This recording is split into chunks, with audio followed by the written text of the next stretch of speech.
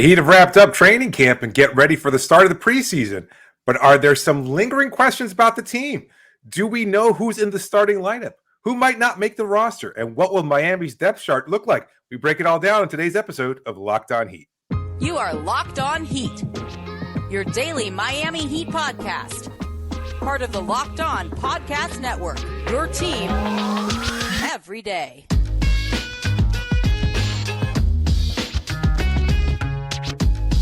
All right, welcome to Locked On Heat, your daily podcast on the Miami Heat. I'm Wes Goldberg. Joining me as always is Dave Ramil. However, you're tuning in on YouTube, Odyssey, or your favorite podcast app. Thanks so much for making Locked On Heat your first listen every day. Today's episode is brought to you by Game Time. Download the Game Time app, create an account, and use the code LOCKEDONNBA for $20 off your first purchase. We're recording this on Sunday morning, the day after the Heat wrapped up their training camp at FAU. We're going to get to what we think is the Heat's projected depth chart here in a minute, but I want to start with just the basic question of who's on this team, David, because the Heat have had a lot of competition in a lot of different spots, and I think these two-way spots are very much up in the air. But even maybe more of a pressing consideration here is who fills out the roster, because the Heat still only have 13 guys on their 15-man roster. They need to have 14 guys by minimum on that 15-man roster under 15-man standard contracts by the start of the season. I think this is a decision the Heat are facing in the immediate term. Based on what we've learned from camp, David, what do you think is the way that the Heat go about filling out this roster? Because they have to add at least one person, and there are a few in-house candidates that they could choose from. Yeah, it's not a wealth of great options there. I mean, some people who have stood out more than others, perhaps. If we assume that the guys that we've talked about the most, Josh Richardson, et cetera. I mean, they're on the roster. There's no concerns there. They're not waiving a veteran that they signed. There is the potential. Thomas Bryant, as much as a lot of people have liked that name, you and I have talked about this. We haven't heard much about him and how he stood out. So I don't expect them to cut a veteran like Bryant, especially when they feel like he brings an offensive skill set and size that they desperately need. But he just really hasn't stood out as far as, well, we'll talk about that in the depth chart later on, as far as what the center rotation could look like. Is there a name that you're thinking might be added to the roster? Because I have an idea who you might be leaning towards. Yeah, I mean, look, you bring up a great point. Like this is not a situation where I think of like Oklahoma City, where they're the opposite, right? They're three people over what they need to be. So they have to their conversation over this weekend is very different than the Heat front office conversation. Right. Like, who do we cut? We like all these guys. The Heat are like, hey, we're not cutting any of our veterans. We kind of have all these guys on the roster. Now, how do we fill this out? And my sense is that they're going to keep 14 guys, not 15 guys, unless they really feel forced to bring in 15 guys. Yeah, because they're already over the luxury tax and it's expensive, et cetera. I think the in-house candidates are obviously the three two-way guys. Right now, you've got Drew Smith, RJ Hampton, and Jamal Cain on two-way contracts. Jamal Cain held out for a while, re-signing that two-way contract, in part because he was hoping to just get a 15-man roster spot, the way that Orlando Robinson got one, right, over the summer. The Heat signed Orlando Robinson, promoted him from the two-way, signed him to a regular contract in July. Jamal Cain was hoping for something like that. RJ Hampton, meanwhile, was sort of this late arrival. The Heat waived Jamari Bouye just days before training camp started, added RJ Hampton on that two-way contract, and he's been very impressive during camp. He's maybe one of the best 4 athletes already on the team, just in terms of athletic skill. The dude can leap, the dude can run, and he's extremely athletic and has turned heads at camp. But the guy I'm looking at is Drew Smith, and I'm looking at him for a couple of reasons. Number one, Eric Spoelstra on Friday and Saturday went out of his way to praise Drew Smith and the work that they put into him. He'd also like to try to give these guys that they've poured a lot of work into a legitimate shot. Yeah. And they basically went through this intensive 8-week boot camp with Drew Smith over the summer where they're said, okay, we're going to get this guy ready. Drew Smith, by the way, played games for Miami last year on a two-way and then got picked up by the Brooklyn Nets and then came and played like 10 games for Brooklyn and then came back. So this is a guy with some NBA reps, right? Not a lot, but something is better than nothing, just like RJ Hampton, by the way. But I think because Drew Smith has impressed at camp, because they've poured so much work and kind of have him set as that next developmental guy, I think they want to at least try to give him a chance. So that's the first part. And the second part is they need guards. They need ball handlers, right? Like behind Kyle Lowry, there's not really a traditional point guard on the roster. We'll talk about who else they can use at that spot. Josh Richardson has been getting reps there too, but the third guy that's been getting reps in camp has been Drew Smith. And so just because of a depth need, and because he's impressed maybe more than any other of these two-way guys or training camp guys who we can get to, like you could just take one of these E10s and give them a 15-man roster and just leave the two-ways the way they are. But right now, I think if I had to put money on it, David, if I had to bet like $2, I'd probably bet those $2 on Drew Smith making the roster. It feels like this is a cost-cutting move too, because I don't know what Drew Smith represents, and he's been talked up a lot, and maybe he's taken a huge leap from what I saw of him in Las Vegas Summer League. But it feels like they're electing to go with a cheaper, younger player on a two-way contract rather than signing a guy like Austin Rivers to a veteran minimum. It will be given a player of his age and his probably about $1 million more. But probably $1.5 million to $2 million for his annual contract, plus the luxury tax that would be incurred with that. So you might be taking like a $5 million hit just to sign Austin Rivers versus a guy that you can bring in on a 10-day, or I'm sorry, on a two-way. And look, you know, I know Mickey Harrison's taken a lot of heat for not being willing to spend the money, but he's spending the money elsewhere with Tyler Hero, Kyle Lowry, Jimmy Butler, and Bam Adebayo. So there's only so much money to spread around there, I guess. I don't know. But look, we can hope for the best. Maybe Drew Smith has taken a leap, and maybe he has impressed enough. And I know some people have talked from Heat camp that, you know, he's going to be a guy that won't hurt your team. Like you could put him in there. We saw what he was capable of last year in moments. He's not going to stand out. He's not going to pop. He's not going to flash. He's not going to put up big numbers, but he won't kill you. He can eat some innings, you know, a phrase that you've liked using when it comes to Miami's depth.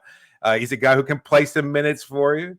And I guess it's not a huge upgrade, but it's not a necessary downgrade either. It's such a great point you make, because Austin Rivers literally is out here on podcasts lobbying for the Heat to sign him. I think never seen anything like this, right? Right. I would love to play there. They should sign me, especially if they trade for Damian Lillard. They did not trade for Damian Lillard. Boston has some depth issues now. Maybe they could go get somebody like Austin Rivers. But I think that, I know Austin Rivers on that same podcast had mentioned that he had conversations with Brad Stevens, and Brad Stevens was like, let's wait and see. So maybe that's an option. But it's the Austin Rivers option is, I mean, he's a proven NBA player, right? Like you could put him out there. He's played in big games. He's played in playoff games. So I think on one hand, you'd be like, yeah, just bring him in. But at the same time, he probably expects to play.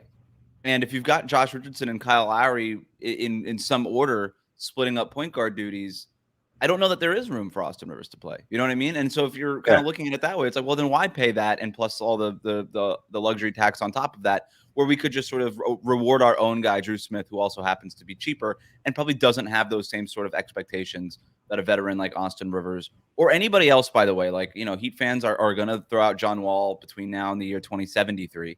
So it's always going to be an option. And I guess for Heat fans, it's not happening. Like, those guys want to play. I think Drew Smith obviously wants to play, but I think he's just a little bit more understanding, given his space. A few other options that obviously that he could go to if it's in-house. Cole Swider is another guy that's turned heads. Spoelstra on Saturday going out of his way to praise Cole Swider, who basically asked point blank, him and Bam, hey, who stood out? And everybody points to Cole Swider. So he's obviously fits sort of the mold for the kind of guy that the Heat typically like to go with, right? So, but in terms of getting that 15-man roster spot, maybe, like perhaps, right? But I think it's maybe more likely that they reward one of their guys who have been in the system a little bit longer in the pipeline, like Drew Smith or even Jamal Cain, and then sort of elevate Swider to that two-way, to one of those vacated two-way spots. The Jamal Cain question. We haven't really talked about him. Nobody's really talked about him in camp. It doesn't really feel, unless he's sort of like this hidden gem that they don't want to talk about, that they're purposely not. It's never the case. But it doesn't really feel. It's never it's never been the case. Like, whenever somebody, like, you want to be able to make a play where you stand out, or else you're just a body. And I know that's kind of dehumanizing, but that's the nature of the NBA is they bring in guys, whether it's a young player like Jamal or like an older veteran. And if they don't find a way to stand out, like I made the same point about Thomas Bryant, and this is a guy who played in the finals last year for a minute, but he was still on part of the Denver Nuggets team.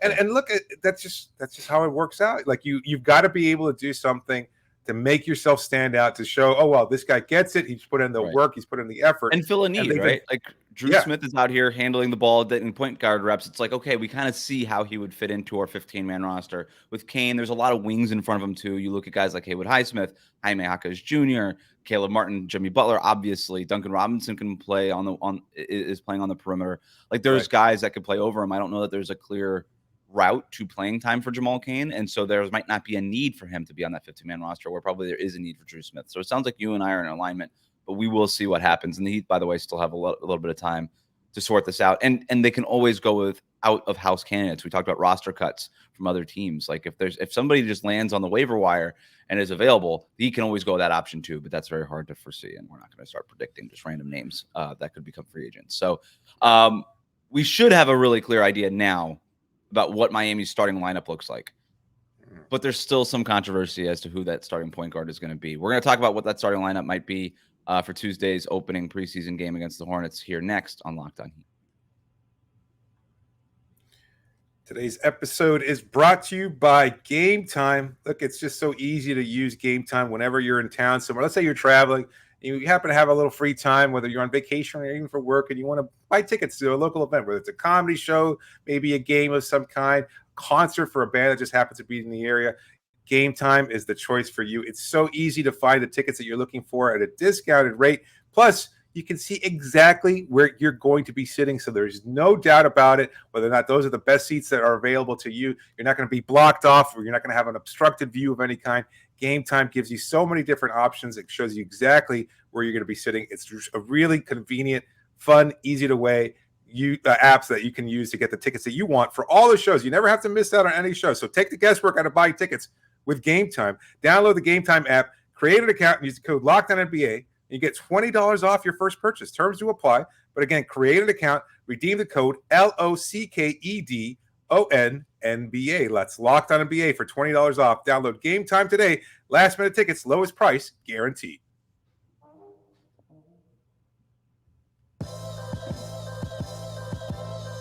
Thanks for making Locked On Heat your first listen every day. Every dayers tune in after Tuesday's preseason opener against the Hornets for our analysis on what we learned about the Heat and a reaction to that starting lineup. Make sure you're subscribed on YouTube and on your favorite podcast app. So yeah, we have a couple of days before we learn at least Spo's first decision on what it is that he wants to do with this starting lineup, right?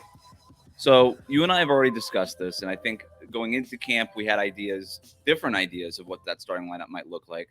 And since then, I don't know that we've received a ton of clarity.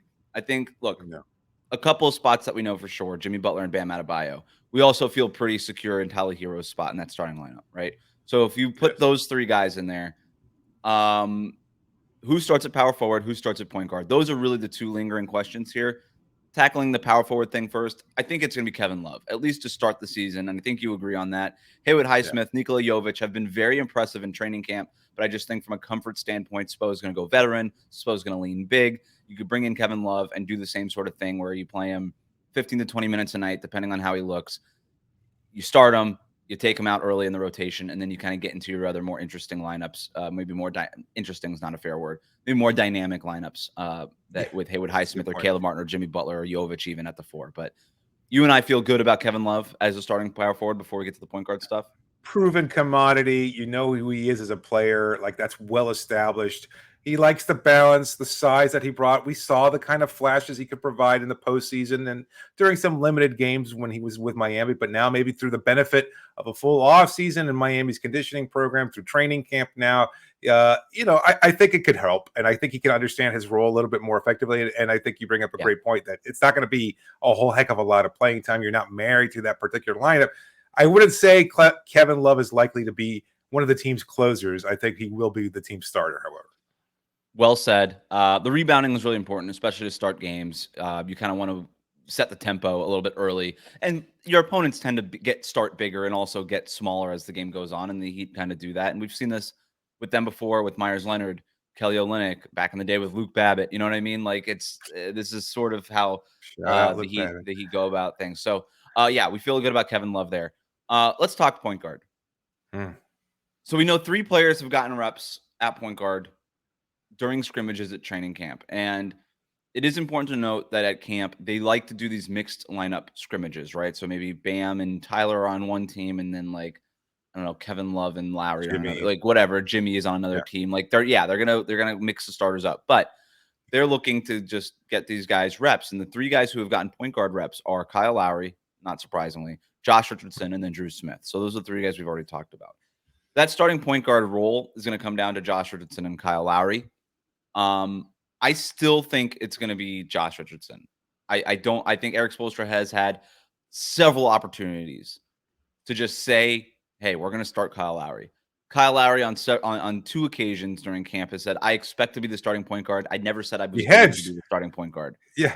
He hedged a little bit, right? Like the first day's comments about the expectation. Yeah. It was like, hey, just clarifying, I expect to be. Didn't say I was going to be. And no, I haven't talked to Spo about it. Right. I wonder. And Spo asked about it being like, it just starts going into the coach cliches, right? He's just like, hey, he's our quarterback. He's a Hall of Famer. He's super decorated. And I was like, is he a starter, though?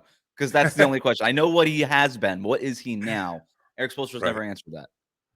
No. I wonder if this whole thing is kind of lighting a fire or trying to light a fire under Kyle. Like just letting him know that nothing's guaranteed. Yeah, you're on the contract. And yes, this is your last year. At the same time, like we did try to trade you. There's no denying that. You understand it's a business.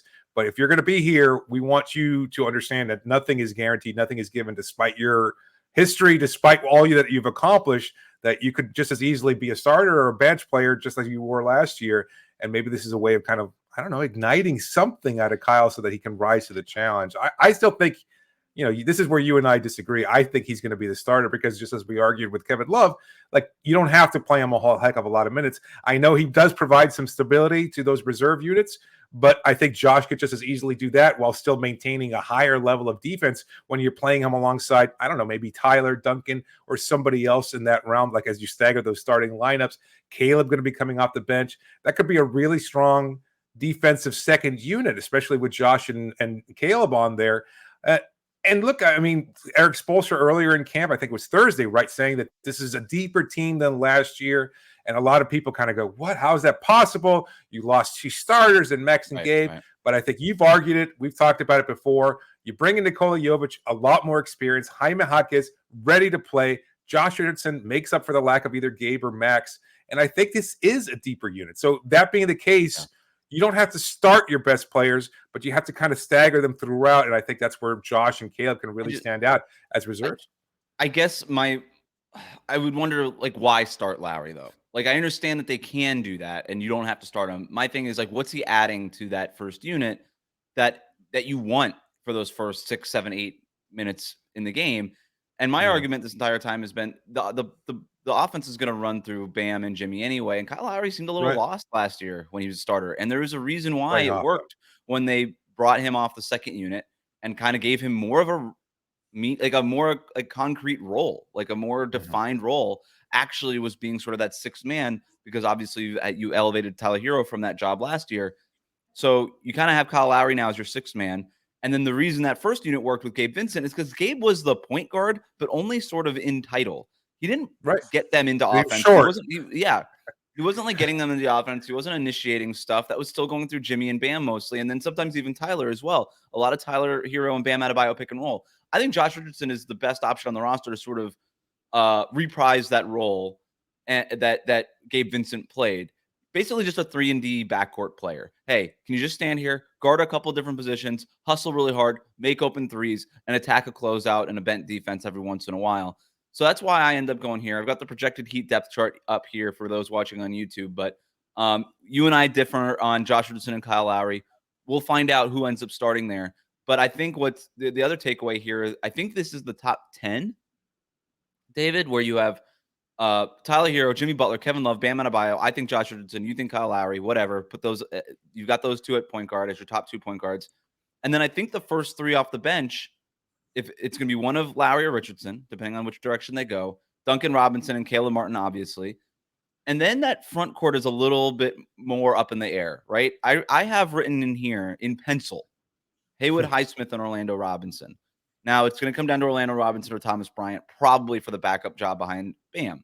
The other option here is that they could also play Kevin Love as your backup center. Once you take him out early in the half, once Bam comes out, you could put Kevin Love at center and then kind of go small ball unit with a floor spacing 5. I think that's at least an option if they don't feel comfortable with young Orlando Robinson or Thomas Bryant playing a ton of minutes. You and I agree, though. I think they just want to have a young traditional center body behind Bam, at least in the regular season.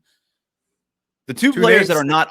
Oh, go ahead. Yeah. No, I was just going to say 2 names that stand out as not included in this depth chart. That's the rookie Jaime Jaquez Jr. and the other young player, Nikola Jovic. So it's interesting because we just, as much as we've heard so many different positives from camp, different players, whether it's Jimmy Butler or Bam Adebayo or Eric Spoelstra himself, saying that these 2 players just stand out. I can't see how they'll fit into the rotation as of yet. And a lot of fans, I think, are clamoring to see what they can bring to the table. I think of those 2, Jovic is more likely to play, as much as Jaime might be just a plug-and-play kind of guy, even at his age and his experience level and everything else. But I think Jovic has more tantalizing potential. Yeah. But I think there's ways they can get to it. No, I don't know what I think, honestly. And I would love, and here's the thing. I already put that graphic up. They need to find a way to get Nikola Jovic playing time. You got to figure out what he is, what that's all about. There is a way that they can get there. We'll talk about that next after this.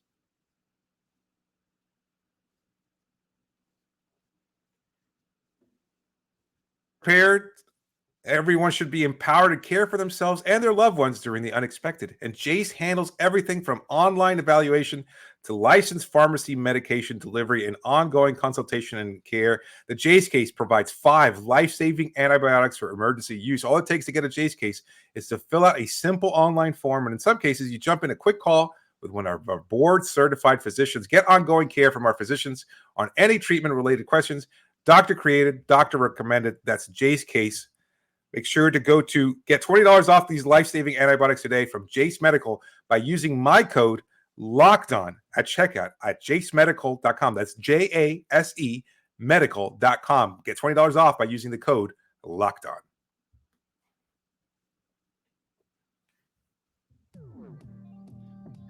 Thanks for making Locked On Heat your first listen every day. Every day, or tune in after Tuesday's preseason opener against the Hornets for analysis on what we learned about the Heat, the reaction to the starting lineup, and who they played and what they looked like. Make sure you subscribe on YouTube and on your favorite podcast app. All right, let's get back to what we were talking about before, the projected starting lineup here. So again, putting the graphic back up here on YouTube, but the 2 names that aren't here are Nikola Jovic and Jaime Jaquez Jr., and I do think that the Heat need to figure out what those guys are. I think you need to figure out what Jaime is. You know what I mean? Even though he's just a rookie and rookies aren't, entitled to any playing time, he's interesting enough and has enough of a high ceiling that I think you got to figure out what it is that you want to do there. And then the big one is Nikola Jovic. You have to play him. You got to figure out if he could build on that FIBA World Cup. It doesn't necessarily mean that he gets a rotation job in perpetuity, but I think you got to find out if this guy could play at NBA level.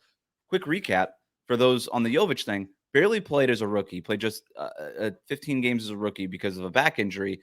Had to figure that out. Had to get his body right, and then had a nice little summer league showing, and then had an awesome FIBA World Cup for Serbia, who ended up getting second place in the tournament there. He starts along a veteran Serbian group, averages 10 points per game, flashes as a passer, a steal and score bucket transition guy, catch and shoot. He was awesome. He shot 42% from 3 in the FIBA World Cup. Spoelstra went so far as to say he was a connector for that group. A lot of the coaching that was done there, how they got him to box out and rebound a little bit better. He averaged only 3 rebounds per game in the World Cup, which I think is a concern if you need to talk about that's why I don't think Jovic is going to start, is because he can't rebound right now. Kevin Love can rebound, and you need that as part of that starting lineup. But there's so much there that is so interesting. And I think of all the swing pieces on the Heat, he has the thing that can make them more dynamic. Like if he pops, if he could do in the NBA what he did for Serbia, that gives the Heat offense a completely different look. And I think that's the thing that I'm looking for, is what guy can maybe take what was the 25th team in offensive rating last year and give them enough of a bump. Can you imagine if Jovic was playing with that group and hitting 42% on threes? Like that, what that could do for this entire lineup across the board. It would unlock so many things. A 6'10" guy able to get his shot off. Like the Heat had such a hard time getting easy shots last year, David. That is the definition of an easy shot. So I think they got to figure out. We've been talking about the starting backup point guard, and he might be the best point guard option at this point, really. and it's just, he's a guy who can bring the ball up and can. And we saw this during the FIBA World Cup. And I've been talking about this kind of half jokingly ever since last preseason, where he had a couple of flashes here and there in some preseason games, and thinking, man, he could really emerge as a starter, because he does add a level of dynamism. And that's what we're talking about, where it's history versus the chance to progress and evolve in a way that it's not to say that Eric Spoelstra isn't capable of, because this is a guy obviously who went with small ball, who went with pace and space. And yet I think he's a little married to his idea of what the best ideal starting lineup would be. It does not include Jovic. That's not to say, though, that you can't find some lineups for him, but I don't know where he stands out over a guy like, like Caleb Martin. Right. Like Caleb is a better player. Yeah. Haywood Highsmith, at least you can say that he's a much better defender, and we know how Eric Spoelstra appreciates that. And the thing with Highsmith not a good center. The thing with Highsmith also is they want to see what he's got, just sort of like what we were talking about with Drew Smith and Jamal Cain. It's like, this guy's been in our pipeline. Like, let's see. This guy is an unknown quantity. We kind of want to see what he's all about. Highsmith, by the way, if you're going to take Kevin Love out of the starting lineup, it wouldn't be for Jovic right now. It would be for Highsmith. Probably not, yeah. Exactly. And Highsmith could end up closing, him or Caleb Martin, or maybe both of them. I look at Orlando Robinson or Thomas Bryant. I look at that backup center job, and if one of those guys isn't really proving to have earned minutes over Jovic, do you go with sort of Kevin Love once you start staggering your rotations and kind of get into your rotation pattern? Does Kevin Love come out early in a half, and then maybe it's Highsmith or Caleb or whoever comes in, and then you're playing a little bit smaller? Bam Adebayo takes his rest. Kevin Love then comes in as your backup center, and then that kind of opens up a front court spot for Nikola Jovic. Like, that to me, if you're trying to find a way, and this is, by the way, assuming that it's just going to be a top 10. Spo could go 11 deep in the regular season. Like, there's no reason why he couldn't. It just doesn't really seem all that sustainable. It's really hard to get to play 11 guys every night. It's a really difficult thing to do. Yeah, but he could. Well, he could try to do it. There will be injury at some point. Like, that's just, we've seen this from this team. Jimmy's going to miss 20, 25 games anyway, and that opens up another spot in the rotation. According to him, he's going to miss 72 games. So, you know, he's only playing 10. Oh, yeah. That might change the whole lineup configuration. Yeah, there's a lot of potential and a lot of versatility. And look, this is what I think Eric Spoelstra really likes about this rotation. Why he says it's deeper is because you've got guys that I think on any other team might have a chance at getting significant playing time. And over here, we're talking about them being not even in the rotation. And I know one's a late first-round draft pick, but this is a guy also that was high on a lot of people's boards, that is a very playable NBA caliber athlete right now. You got some great footage of him doing on Friday 360 dunk. That was Jr. Yeah, I mean, that was unbelievable. The 360 and then pump between the legs, which I didn't even notice the first time I took it. I was like, wow. And then RJ Hampton's reaction to that was the same as my reaction to it. And then I posted that. But look, you look at this again, you look at the projected top 10 here that does not include Jaquez or Jovic, and it's fine, right? That starting five is a good starting five. I think that depth is good depth. But you kind of know what it is. I think the floor is pretty high on it, but the ceiling is pretty hard. I think we know what that ceiling is. If you're looking for players who can bump Miami's ceiling up, it is Jovic and Jaquez. And I think if you're the Heat, you owe it to yourself to at least figure out what they can do. Jaquez, you have some time, obviously. He's a rookie. Maybe it's not early season minutes, but maybe it's late in the season. He starts earning that playing time. Can I throw one more wild option at you? Okay. Does Kyle Lowry have to have a rotation spot? No, I don't think anybody's guaranteed. Like, we've seen this with Udonis Haslam. Why wouldn't we make the same case about Kyle Lowry or Kevin Love? Like, I think Love is still a very functional player, and we saw this, but there were moments last year where he was also completely unplayable. And as much as they appreciate the leadership and off the court and experience and championship pedigree and all the different cliches that we've heard Eric Spoelstra say about Kevin Love, like, they might be ready to transitioning him towards that kind of non-playing role and whatever his future might be after his NBA playing career ends. And I don't think he's guaranteed a spot either. So there's lots of different fluctuations, lots of different permutations, combinations, iterations. Word. Yes, absolutely. Iterations out there. I think it's great. Really, we could probably do a whole different show, and I'm sure that we will, on these different lineup combinations. The likely starting lineup or the likely lineup, the closing lineup, the wild, I just want to see this out there lineup. And I think Jovic and Jaquez might be parts of that last one there. That's a great idea for a show. Let's do that. I want just like 3 lineups that we want to see, and each segment could be a different lineup. And we could just, we could either share lineups or we could just bring our own lineups that we come up with and then just bring them to the table on the podcast. Let's do that. That's actually really interesting. All right. A ton of decisions for Eric Spoelstra to make here.